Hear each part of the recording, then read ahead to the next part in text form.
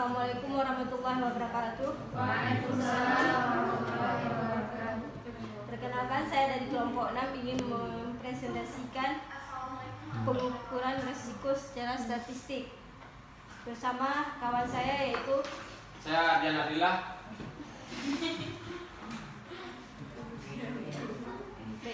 Menurut Enterprise Management atau manajemen risiko terpadu, setiap organisasi, baik organisasi perusahaan maupun organisasi pemerintah, lembaga keuangan bank maupun lembaga keuangan bukan bank, selalu dihadapkan dengan risiko. Segala bentuk risiko dalam organisasi dapat dioptimalkan. Risiko dalam manajemen risiko tidak dihilangkan, tetapi dioptimalkan. Untuk mengoptimalkan risiko, kita terlebih dahulu yaitu mengelola risiko.